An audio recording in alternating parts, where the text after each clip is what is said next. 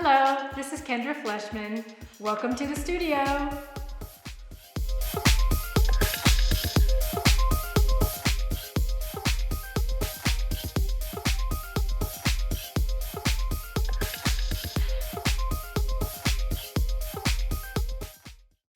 In this tutorial, we're going to learn how to make some really simple paper beads.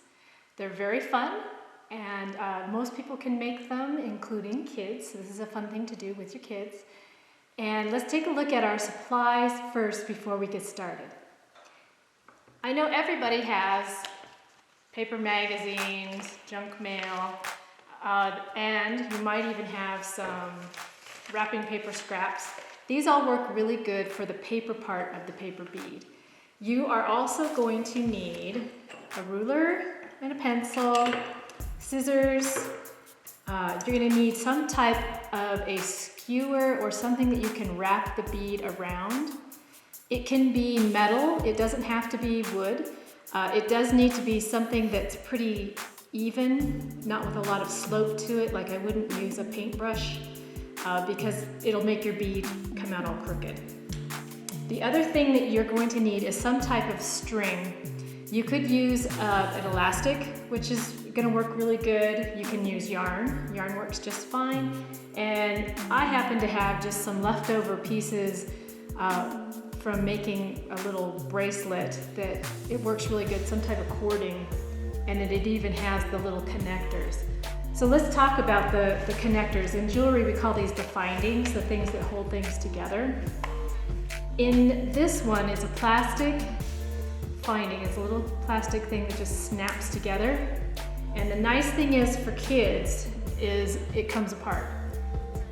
So if you've got a child and for some reason they have a necklace and it gets caught, it's going to come apart. So be thinking a little bit about that. Don't let children wrap yarn around their necks. Bad idea. Bracelets are fine. I think elastic bracelets will work just fine too, where they can actually slip them on and off. All right, so we've got our paper, we've got our skewers, scissors, ruler, and then I would get something, either wax paper or if you happen to have these really cool silicone baking sheets, these work really good too. Okay, let's get started. One very important supply I forgot to tell you is you're going to need glue. You can use a glue stick. Sometimes for kids it's easier to use the glue sticks. Elmer's glue works just fine. You can try using Mod Podge. However, I find that the Mod Podge tends to make the paper a little bit too wet, but you can give this a try. This is also good for doing the final coating, and we'll talk about that after we make our first bead.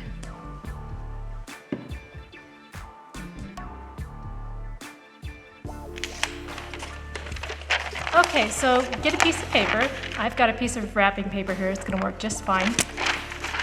You need to decide if you're going to have your bead be a little bit thicker, then you want to use the long direction. If you want your bead to be a little bit flatter, you can use a shorter strip of paper. Now we're going to cut out some really long triangles. So that's where your ruler is going to come in handy. Now you can get very precise and measure these out, or you can just kind of eyeball it, that's fine too. It kind of depends on if you want your piece to be exactly the same each bead, or if you want each bead to be a little bit different, then it doesn't really matter. Okay, so I'm gonna go the long direction, make a really long bead. So I need to angle my ruler, and this wrapping paper happens to have the markings for cutting, which is really handy. So I'm just going to line up right here and then line up the end of my ruler like so. And I'm gonna make a mark. And you'll notice I'm using the back side of the paper. This is the side that's not going to show when I roll the bead up. So that's kind of important. I know it's a little tough for you to see the lines that I'm making. But part of the reason I'm using a pencil and not a pen is I don't want those marks to show up on my bead. Okay, so once I have that figured out, then I'm just going to take my scissors and I'm going to cut out that long, narrow triangle.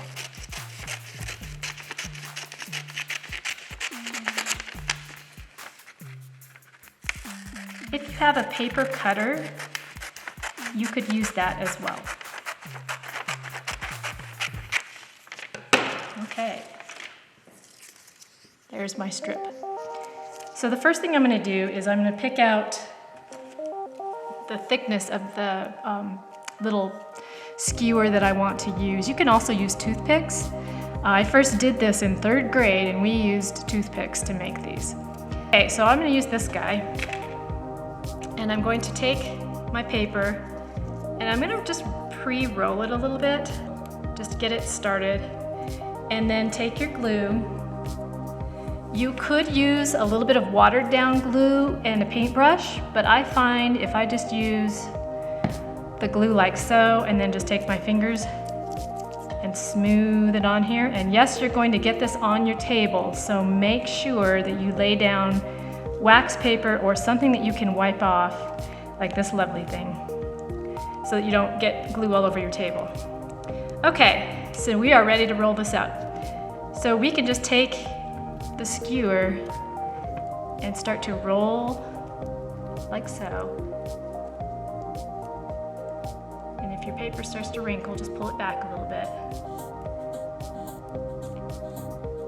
Try and keep your paper so that it's centered.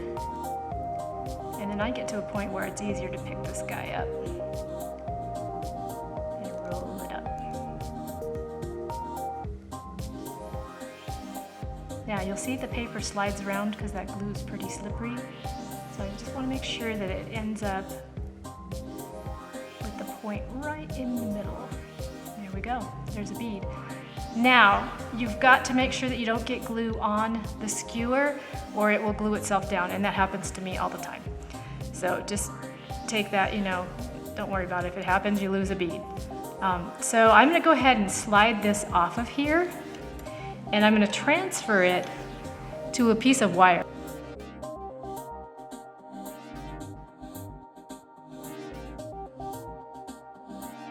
So before you let this dry, just make sure that all of that is sealed down nicely, and then you can start on the next bead.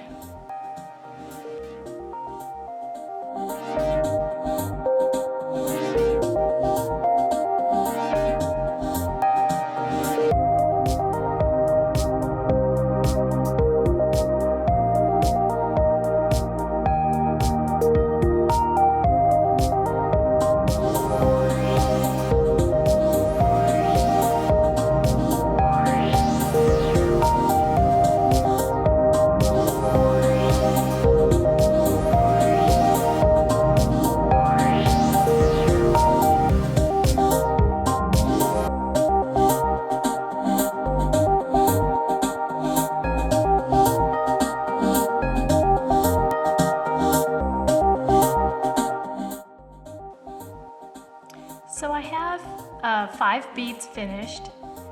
I'm starting to experiment with some smaller beads so that I can have a nice pattern going on, so that maybe I have some longer beads and then smaller beads in between.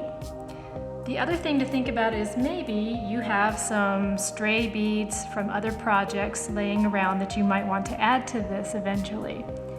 So you might want to get those out and ready to add to this if you want to. Okay, I'm going to make a few more beads and then we're going to show you how to finish it off. A couple of quick pointers.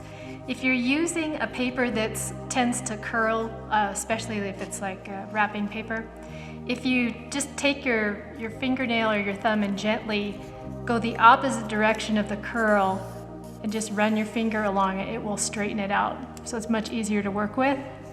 The other thing that I've found is if you use a little bit less glue, so just like a very, very tiny strip of glue, you don't necessarily have to use your finger to smooth it around. I just find sometimes it's easier to do it that way.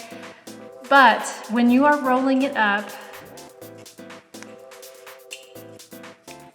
you need to be careful that when you get to the end that you don't keep rolling and rolling. Because what's going to happen is it's going to tighten up and you won't be able to get it off of the skewer or the stick. And what I want to be careful not to do, I'm just going to put a little dot of glue here just to back that down. So what I don't want to do is have pressure and then keep rolling and rolling and rolling, because this is what happens. So I gotta put pressure on it and I keep rolling it and then it sticks to the stick, and sometimes it even just pulls the inside out, which is, then you've ruined your bead. The other thing I would suggest is having like a sponge or a little paper towel or something to wash your fingers in between, so that you don't get all of these little glue bits all over your bead, because it just doesn't look very nice. Okay, so let's take a look at how you can finish your beads off. Here are some of the beads on a wire ready for the glazing. You could just keep them like this and use them with the plain paper, that's fine. Or if you want them to be a little bit more durable, you might want to coat them with something. I am going to try some clear nail polish.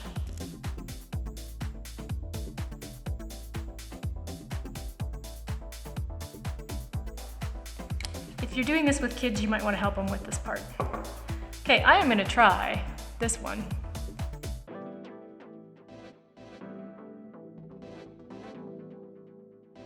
So I don't know if you can see it really well, but the one with the kind of sparkly nail polish has just a little bit of iridescence to it, so that's pretty awesome.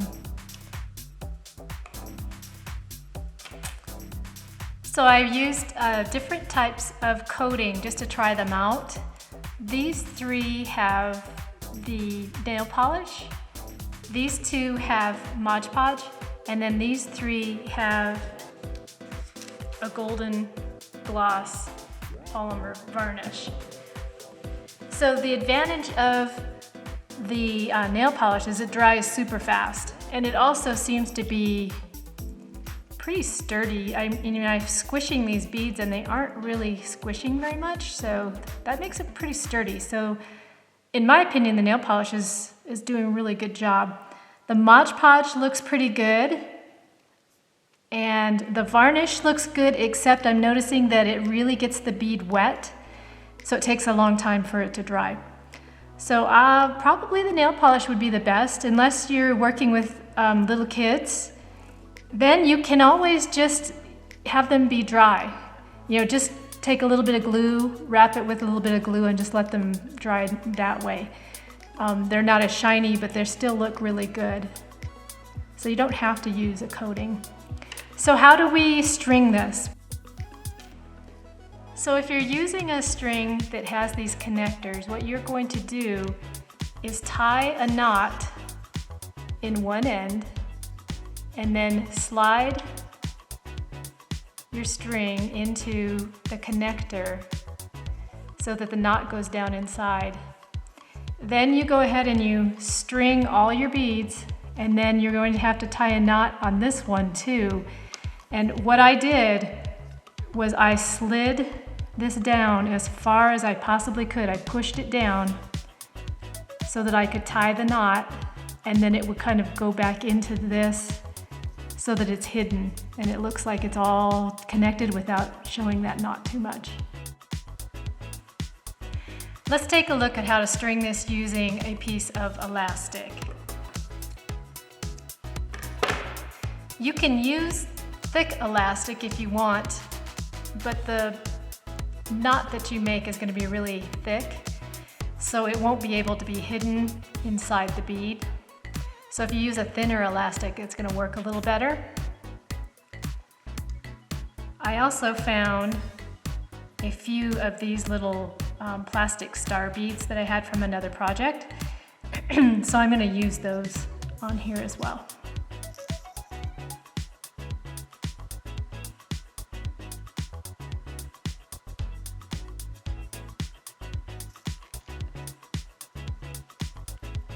I'm going to tie this using a square knot, but as I tie it, I'm going to pull the elastic so that it's not all the way tight, because I want it to have some give, but enough so that it will spring back and hopefully have the knot go underneath.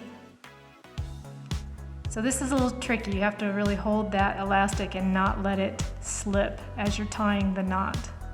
So remember, we go right over left, under, left, over right, under and through.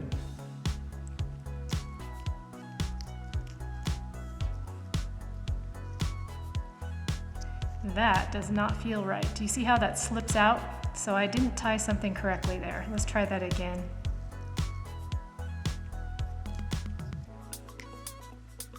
Right over left, under, left over right, under and through. There we go. Okay, so do you see how that springs back? So now all I need to do is cut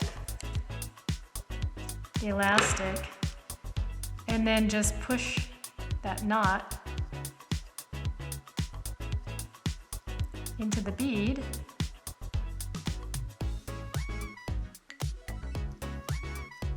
And there you go. So this one just slips on.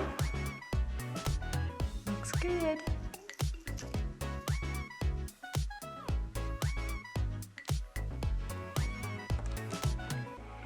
If you're going to use string or yarn, you want to make sure that you have quite a bit of extra here because you're going to have to tie it like a friendship bracelet. And I went ahead and put some glue on the end of this just to hold it together so that when I'm going through the beads it doesn't fray too much. It's going to make it really hard to put it together. So just like a friendship bracelet, you're probably going to have somebody help you tie this on. Or if you want to keep it kind of loose, and I would probably tie this in a bow so that it's easy to take off.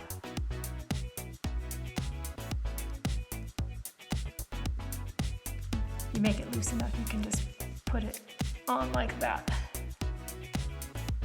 But if you have a friend help you tie it on, then it's going to tighten up a little bit. So that's how you use yarn.